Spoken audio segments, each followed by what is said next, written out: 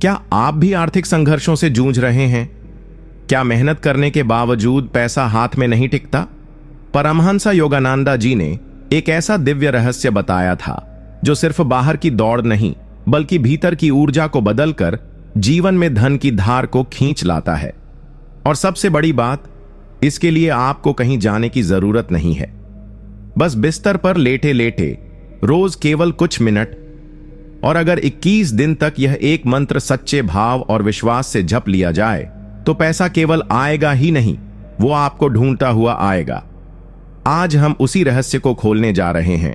परमहंस योगानंदा जी के बताए उस चमत्कारी मार्ग को जानने के लिए वीडियो को अंत तक जरूर देखिए, क्योंकि यह मंत्र केवल शब्द नहीं, एक ईश्वरीय तरंग है जो धन, शांति और सौभाग्य को आपके जीवन में आकर्षित करेगी।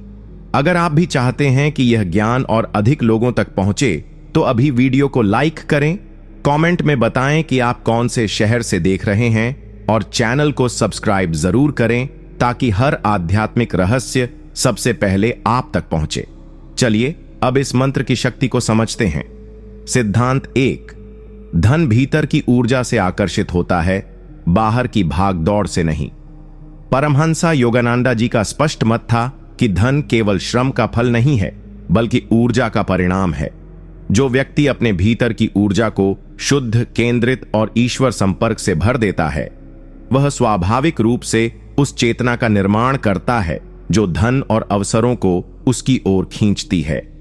योगानंद जी कहते थे कि ब्रह्मांड एक विशाल ऊर्जा क्षेत्र है, और जब हम अपने विचारों को उच्च, सकारात्मक और दिव्य कंपन में रख लेते हैं, तब हमारी चेतना उस ब्रह्मांडीय ऊर्जा से जुड़ जाती है। यह जुड़ाव ही आकर्षण की असली कुंजी है। अधिकतर लोग सोचते हैं कि धन केवल बाहरी संसाधनों, नेटवर्किंग या कड़ी मेहनत से आता है, लेकिन वे भूल जाते हैं कि अगर भीतर डर, अभाव, नकारात्मकता और ईश्वर से अलगाव है तो कोई भी बाहरी प्रयास टिकता नहीं।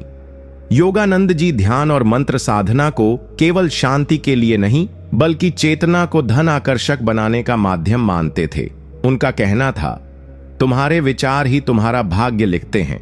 जब आप बिस्तर पर लेटे लेटे भी एक पवित्र मंत्र का जप करते हैं और पूरे भाव से ईश्वर से जुड़ते हैं, तब यह केवल एक साधना नहीं बल्कि एक ऊर्जा चुंबक बन जाती है जो ब्रह्मांड के भीतर छुपे अवसरों, संसाधनों और धन को आपकी ओर खींचने लगती है।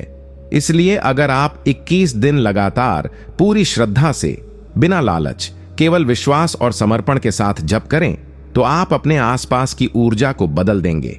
और जब ऊर्जा बदलती है तो परिस्थितियां बदलना उसका स्वाभाविक परिणाम होता है।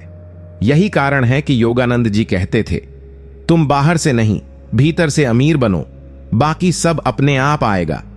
यह सिद्धांत हमें यह सिखाता है कि पैसों की बारिश तब नहीं होती जब हम उसे जबरदस्ती खींचते हैं, बल्कि तब होती है जब हम उस आंतरिक स्थिति में पहुंचते हैं जहां धन स्वयं खींच कर आता है। सिद्धांत 2, मंत्र वही फल देता है जो भाव उसे देते हैं। भाव विहीन जप कभी भाग्य नहीं बदलता। परमहंस योगानंदा जी ने बार बार समझाया कि कोई भी साधना केवल शब्दों की पुनरावृत्ति से प्रभावशाली नहीं होती, बल्कि उस साधना में डूबे हुए भाव, श्रद्धा और संपूर्ण आत्मिक समर्पण से उसका प्रभाव उत्पन्न होता है। उन्होंने स्पष्ट शब्दों में कहा था कि dry repetition of God's name has no power, but repetition with love, intensity and faith will bring God to you. जब कोई व्यक्ति लेटे लेटे केवल मैकेनिकल रूप से किसी मंत्र को जपता है पर भीतर न प्रेम है, न आस्था, न ध्यान, तो वह मंत्र केवल ध्वनि रह जाता है, कंपन नहीं बनता। लेकिन वही मंत्र यदि पूर्ण श्रद्धा और भाव से जपा जाए तो वह ब्रह्मांड में तरंग बनकर फैलता है और ईश्वरीय शक्तियों को आकर्षित करता है। यह ठीक वैसे ही है जैसे कोई सीटी बिना भाव के बजाई जाए तो शोर होती है, लेकिन जब वही धुन प्रेम से निकले तो संगीत बन जाती है। योगानंद जी कहते थे कि मंत्र एक पुल है आत्मा और ईश्वर के बीच, लेकिन यह पुल तभी बनता है जब हम उस पुल पर अपने मन और हृदय को चढ़ा सकें। यदि आप 21 दिनों तक बिस्तर पर लेटे हुए भी पर गहराई से अपने हृदय को मंत्र में समर्पित करते हैं, तो मंत्र धीरे धीरे आपकी चेतना को ऊपर उठाता है, और यही चेतना फिर धन, सौभाग्य, अवसर और ब्रह्मांडीय समर्थन को आपकी ओर आकर्षित करती है। योगानंदा जी के जीवन में कई ऐसे उदाहरण हैं जहां उनके शिष्यों ने केवल नियमित मंत्र साधना और भावपूर्ण ध्यान से अपने जीवन की दिशा को पूरी तरह बदल दिया। उन्होंने बताया कि मंत्र केवल आवाज नहीं, आत्मा की पुकार है। जब हम मंत्र जपते हैं और भाव विहीन होकर सोचते हैं कि अब पैसा बरसेगा, तो यह लालच बन जाता है, साधना नहीं। लेकिन जब हम मंत्र को एक ईश्वरीय संवाद मानते हैं, हे प्रभु, मैं तेरे साथ जुड़ना चाहता हूं, तू ही मेरा स्रोत है, तू ही मेरा साधन है, तब यह मंत्र ऊर्जा बनकर हमारे पूरे जीवन को ढकने लगता है। और जब यह ऊर्जा एकाग्र, स्थिर और भावपूर्ण होती है, तभी उसका कंपन हमारे चारों ओर की रुकावटों को हटाने लगता है। यही वजह है कि परमहंसा योगानंदा ने मंत्र को एक जीवंत शक्ति माना जो केवल श्रद्धा से जगती है। इसलिए यदि तुम चाहते हो कि बिस्तर पर लेटे लेटे मंत्र झप कर पैसों की वर्षा हो, तो पहले अपने भीतर प्रेम, भक्ति और विश्वास की वर्षा लाओ। मंत्र को भाव दो, मंत्र तुम्हें फल देगा। सिद्धांत 3। ईश्वर को स्रोत मानते ही धन का प्रवाह शुरू हो जाता है। परमहंसा योगानंदा जी ने हमें यह बुनियादी लेकिन गूढ़ सत्य सिखाया कि जब तक हम धन को केवल बैंक, नौकरी, व्यापार या किसी बाहरी साधन से जोड़कर देखते रहेंगे, तब तक हमारी चेतना सीमित बनी रहेगी।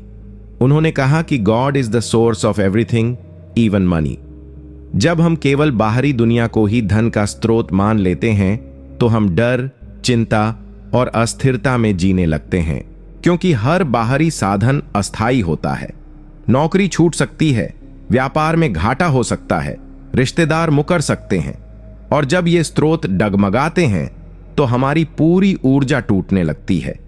लेकिन योगानंदा जी ने जो यौगिक दृष्टि दी वह यह थी कि ईश्वर ही अंतिम स्रोत है, और जब तुम उस पर विश्वास करके अपने भीतर उसी से जुड़ते हो, तब धन तुम्हारे पास बाहरी साधनों के जरिए आता जरूर है, लेकिन उसकी जड़ें दिव्यता से जुड़ी होती हैं। यही कारण है कि उन्होंने अपने शिष्यों को सिखाया, जब तुम धन की तलाश करो तो पहले ईश्वर को खोजो। जब तुम ईश्वर को पा लेते हो तो धन उसकी छाया बनकर स्वयं तुम्हारे पास आता है। अब इस सिद्धांत को मंत्र जप से जोड़ो। जब तुम 21 दिनों तक बिस्तर पर लेटे लेटे किसी पवित्र मंत्र का जप करते हो, जैसे AUM श्री महालक्ष्म्याय नमः या AUM वसुदेवाय वित्तेश्वराय नमः, तो तुम केवल धन नहीं मांग रहे, बल्कि ईश्वर से संबंध बना रहे हो। जब यह संबंध बन जाता है तो वह ईश्वर तुम्हारी जरूरतें, तुम्हारी दशा और तुम्हारा हृदय जानकर वही भेजता है जो तुम्हारे लिए उचित है। कभी अवसर, कभी धन, कभी मदद करने वाला व्यक्ति और कभी आंतरिक शांति। इसलिए योगानंद जी कहते हैं कि जब तुम मंत्र जपो तो यह भावना रखो, मैं ईश्वर से जुड़ रहा हूं जिससे सब कुछ आता है। मैं उस स्रोत से स्वयं को जोड़ रहा हूं जहां कभी कमी नहीं है। यही भाव धीरे धीरे तुम्हारी ऊर्जा को आत्मिक कंपन में स्थिर करता है, और यह कंपन ही वह पुल बनता है जिससे धन ब्रह्मांड से बहकर तुम्हारे जीवन में उतरता है। ध्यान देने वाली बात यह है कि जब तुम ईश्वर को स्रोत मान लेते हो तो तुम्हारा डर समाप्त हो जाता है, क्योंकि अब तुम किसी व्यक्ति, संस्था या परिस्थिति पर निर्भर नहीं रहते। अब तुम्हारी चेतना असीम से जुड़ चुकी होती है, और जब आत्मा असीम से जुड़ती